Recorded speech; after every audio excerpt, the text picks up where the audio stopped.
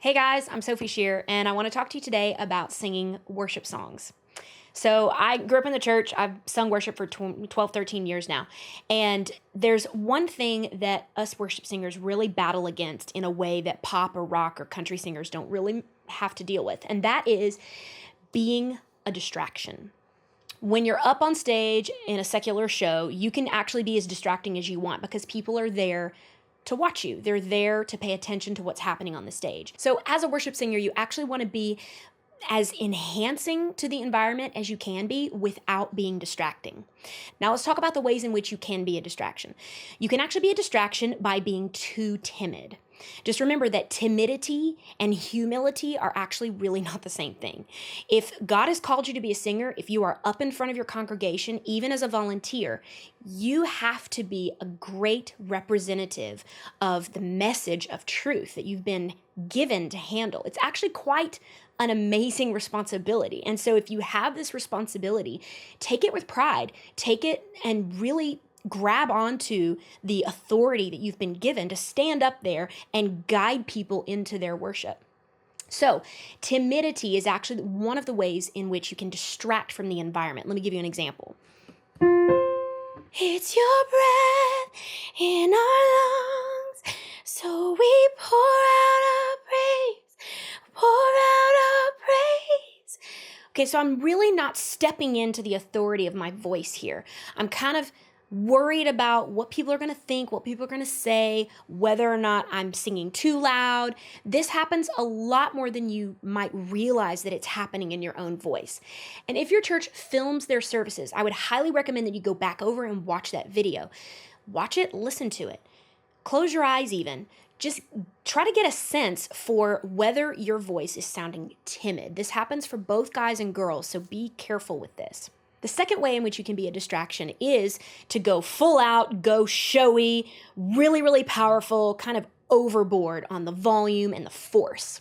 Some people do this without realizing, and some people are intentionally trying to combat that timidity, and so they overshoot it just a little bit and they go to the opposite extreme.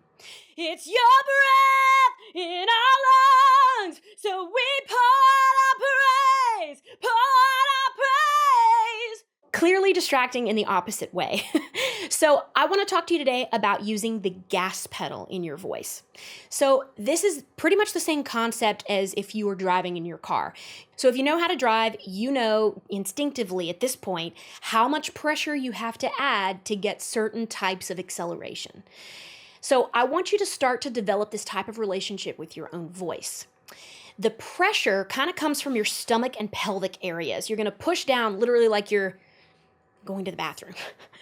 And so you have to know how far to press, how fast to press, and then equally how far to release off of that pressure and how fast to release off of that pressure. So one of the best ways you can do this is just to slide up and down through your entire range. Do this completely independently of a song melody. Try it with something like this.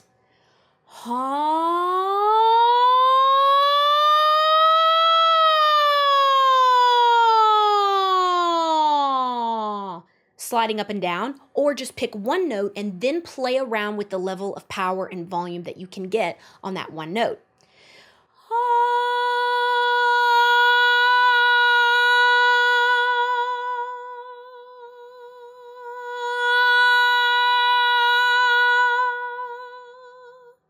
You might not be able to get quite that varied just yet. I've been practicing this for about 18 years, so it's okay if you can't do that. But find out where your limitations are, find out where your boundaries are so that you can stay within them. Then you can apply this to a song and you can add varied levels of pressure to create a more engaging song and something that is a little bit more intuitive and a little less distracting.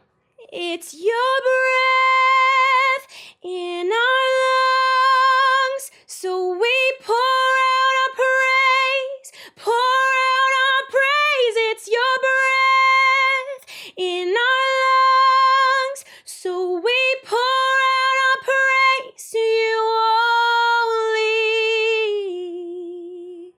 Great are you, Lord. Have fun practicing that, guys, and I'll see you next time.